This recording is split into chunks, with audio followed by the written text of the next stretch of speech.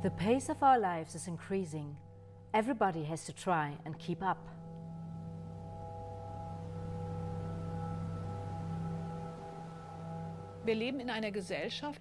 In our society, muscle power is not important anymore. Brain power is our capital.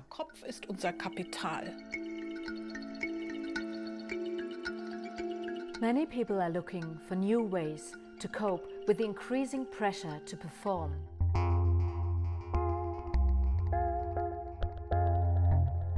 A modern myth says that we only use 10% of our mental capabilities. Is this really true?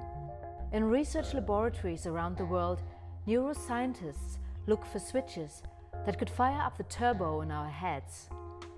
Can science provide us with superbrains?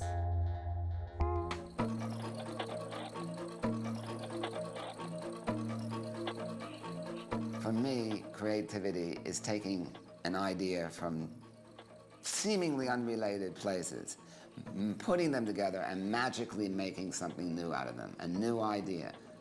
Making us look at the world in a new light, that's creative. At the University of Sydney, Snyder runs his own brain research laboratory. His theories are provocative and hotly disputed.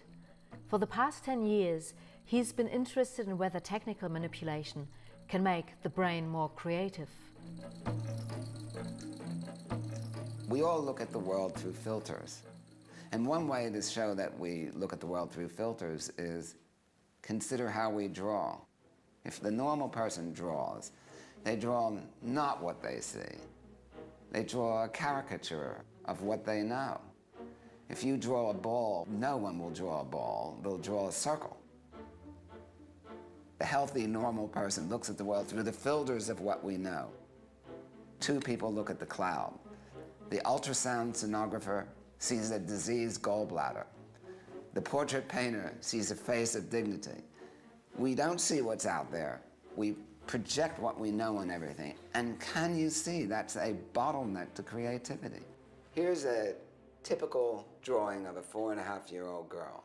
She draws not what she sees, she draws a symbol of what she knows, a horse in this instance. Now someone the same age draws like that. How can that be? Did she have more than this girl had in some way? No, she had less. She's autistic.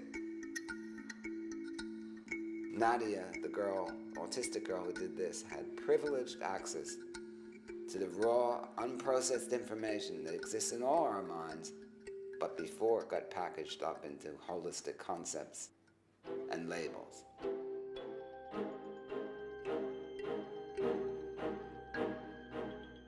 The apparent creativity of autistic people who lack these filters is an important key to Snyder's experiments. By magnetic stimulation, he tries to make a healthy student as creative as some people suffering from autism. Oversimplifying, the left side of the brain stores concepts and previous knowledge. The right side, however, is responsible for the new and unknown. Magnetic waves inhibit the communication of the neurons on the left. This allows the creative side of the brain to work better. We're not enhancing areas of the brain responsible for art. We're not enhancing parts of the brain responsible for intuition or insight. What we're doing is turning off part of the brain. It's a radically different idea to allow the filters, the top-down filters of perception to be removed, to allow a free view of the world.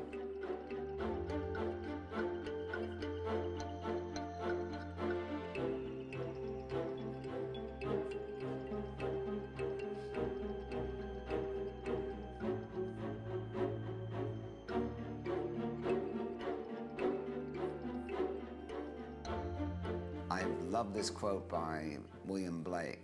If the doors of perception were removed, you would see the infinite. In other words, it'd be like a telephone book. You'd have too much information, you'd understand nothing. So we need those filters, but we pay a price. One of the bottlenecks to creativity is being blinded by your expertise. You can have too much expertise. We're all experts at what we do. We're experts at language, and it blinds us to the unfamiliar.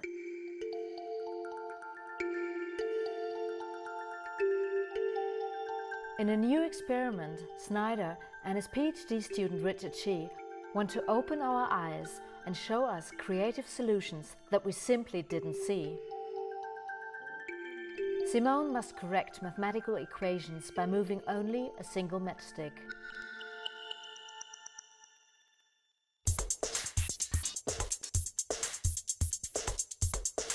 One after the other, Simone corrects 30 equations. Each time she does it faster. The solution, however, is always the same. Simone is an expert for one particular problem. There are many examples of being blinded by expertise. Chess players, apparently, this is very interesting. Novices often see moves that experts don't see, but grandmasters do see. It's called the Einstein effect. So you have something experts miss, a novice sees, and a grandmaster sees. Now Simone gets a new task. Again, she must correct an equation, but this time she fails. Why can't she find the solution, although the task isn't harder than the one before? We made Simone an expert. She was an expert at changing 10 to 5, and an expert at changing 5 to 10 with the matchsticks. But when we gave her a plus, she was having trouble changing it to an equal sign. The expert now needs to forget her previous knowledge to be open for new solutions. Using a weak electrical current, Snyder blocks Simone's left half of the brain and stimulates the right, creative half. We did this matchstick experiment with 60 people, and we had 3 times as many people solve the difficult problem with transcranial direct current stimulation than with the control group.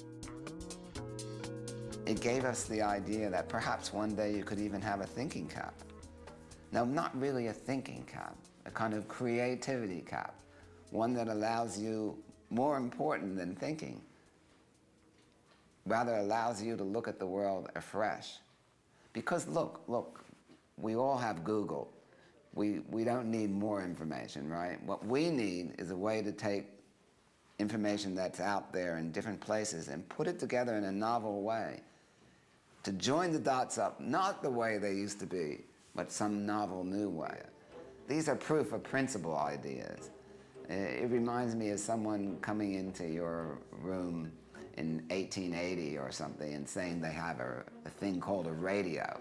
And you say, let me listen to it. And they say, okay, you're in Sydney, Australia, and I have someone in London singing for you, and you hear them singing, and it's terrible, it's all crackly, and it's just terrible, and you say, that's horrible. But the point is, that's proof of principle. You could hear a signal from all the way from London to Sydney, Australia. Terrible sound, but my God, look at the potential. Maybe one day it could be fixed up, and maybe one day you could actually hear a signal going around the world, crystal clear. Well, the same with the transcranial magnetic stimulation and transcranial direct current stimulation. We have, not a perfectly clear signal, but we have an indication that we can do this. It's phenomenal. I mean,